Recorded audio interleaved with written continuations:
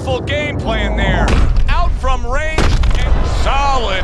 That was a big shot that floored him, and it's a Friday Night Fight Studios, we have an update on the career of rising star Andre Bishop. And while he certainly hasn't taken an easy road so far in his career, Bishop is poised to have his coming out party against top 15 middleweight contender Ricardo Alvarez, something virtually unheard of for a prospect with so few pro fights. What's more, the fight will take place in Alvarez's hometown of Chicago, although we can expect a few fans to make the trip from Philly.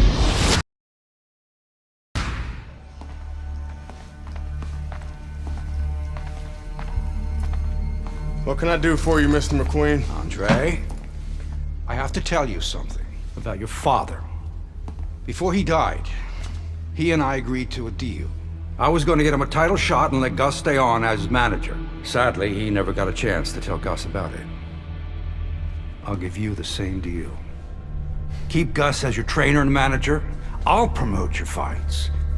Megan's young. She's got other fighters. And think about your brother. What about my brother? Raymond's got talent.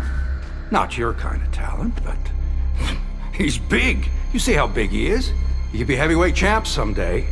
Isaac Frost looks unbeatable now. God, who knows? Be smart, Andre. Let me take you and Raymond to the top. Look, Mr. McQueen, I don't appreciate you talking about my father or trying to get me to go behind Gus's back. Stay away from my brother and stay away from me. Are we clear?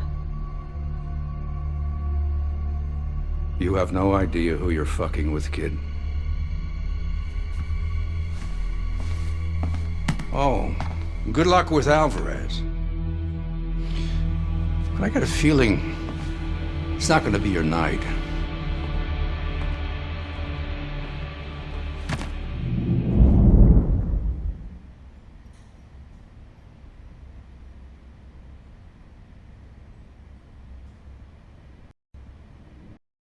Ladies and gentlemen. Good evening, everybody. Joe Tessitore and Teddy Atlas welcoming you to the Aragon Ballroom here in Chicago, Illinois for a much-anticipated main event. The stage is set. Now the spotlight falls on the unbeaten, hot-rising prospect Andre Bishop as he takes his first major step up in facing middleweight contender Ricardo Alvarez. Good, clean shot, returning fire. Well done by Andre Bishop. Many times in your career, you were training a fighter who did not have the reach compared to his opponent. When you were training him in the build-up to that fight, what did you try to cement into his head? The one thing that I had told him is something I had to tell myself, is that we had options. The first was, of course, the traditional way. Tuck up good defensively, move your head, and work your way in. Slip a punch, and now all of a sudden you're closer. You take his height away. The other is to step up and get sort of entice the taller fighter to come in and be short.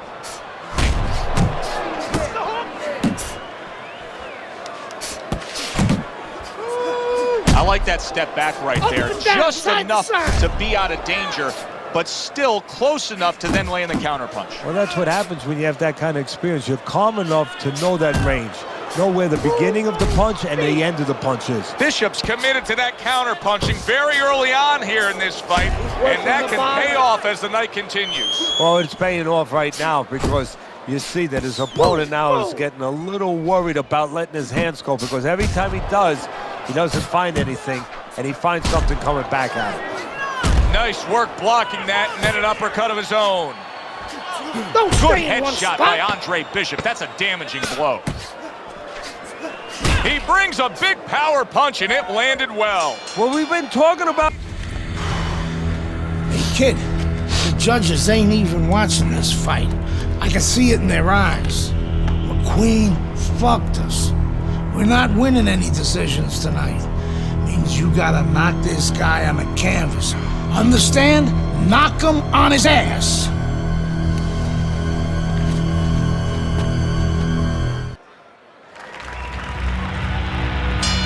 Here we go. Round 2 is underway. Keep going.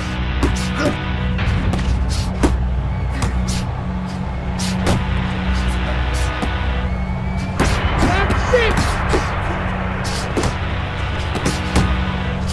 punching. He clearly came in with a strategy here tonight, Teddy, and so many times he is not in good shape. He could be on the deck in moments. Watch the hooks.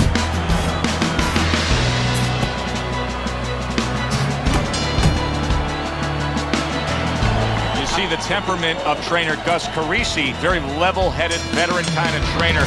I mean, some guys would be so excited coming off a round where they saw their fighter like Andre Bishop nearly floor an opponent. Not an experienced guy, not a pro. And Gus is a pro, he's experienced. You have to be calm, otherwise your fighter will not be calm.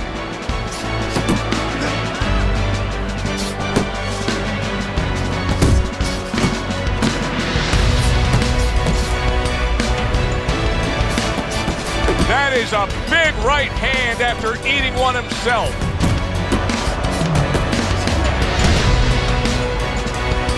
That's what I like. Targeting that jab with the right hand behind it.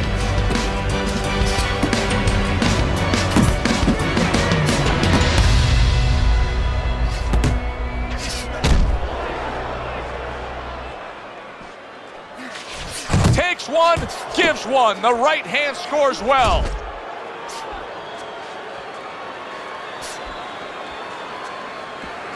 Uppercut.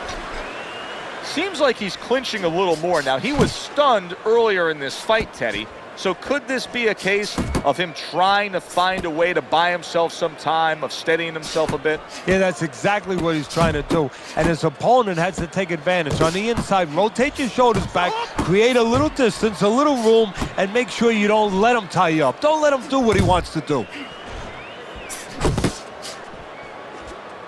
Nice strike after catching one by Andre Bishop. There's no need to be on the inside. Very nice work from both men. They each got a shot in.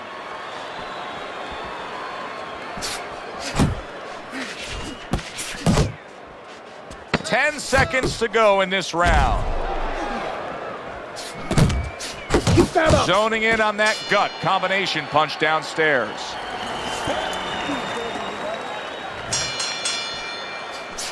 He took a shot, but he came back with a right hand of his own. Oh, he is stunned. He could go down.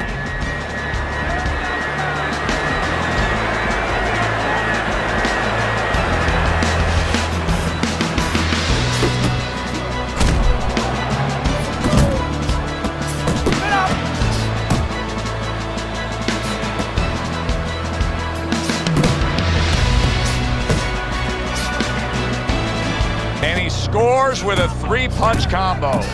That worked out really well, throwing off the right hand after getting tagged like that.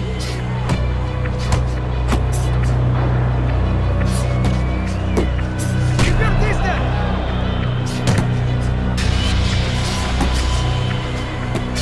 distance. Took a shot, now he gives a left.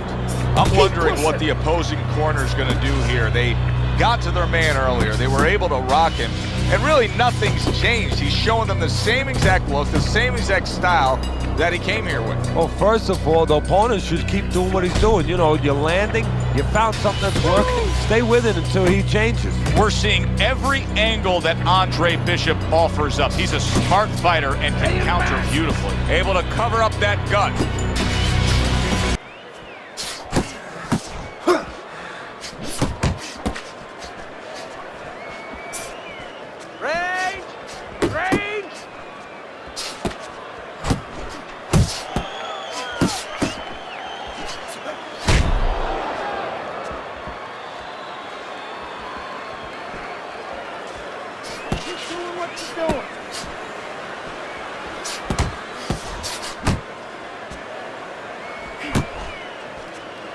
Bishop is stunned. He just took a huge punch. And banging away he goes, targeting that head and landing with a bomb. Bishop able to get back on his feet, but will he be steady on those feet? I think he will, and believe it or not, I think there may be an opportunity for him to catch his opponent coming in a little reckless.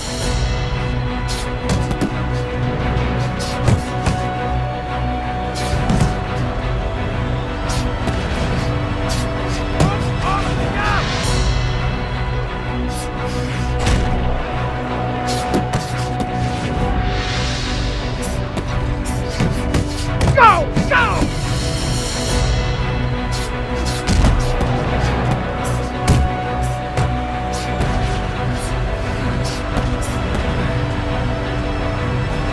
Hey, you gotta see that coming. Let's go!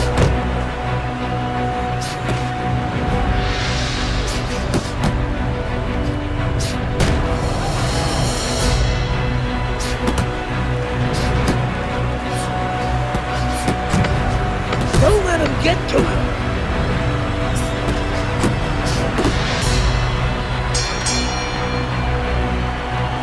How important is it for Gus Carisi right now to get Bishop's confidence back after hitting the deck in that last round? Well, I don't know if he has to get his confidence back, because a fighter shouldn't lose his confidence. They're a fighter. They go through these things. But what he has to do is make him aware of why he got hit, so he's not worried about going out there doing the same thing wrong again.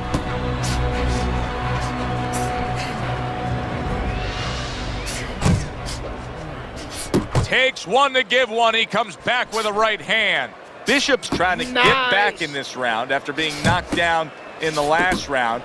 But with just 60 seconds between rounds, Teddy, how much can really happen? How much can really benefit a fighter who was knocked down? Well, a lot has to happen. First of all, you hit him with that sponge. Some cold water on top of the head where you revigorate him a little bit. You know, get his senses back a little bit. And you have to... Beautiful game plan there. Out from range and solid. That was a big shot that floored him, and it's a big shot that may end him right here. That looked like the great pitcher, Great Maddox.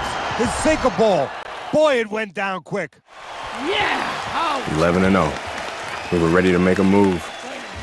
My future looked bright.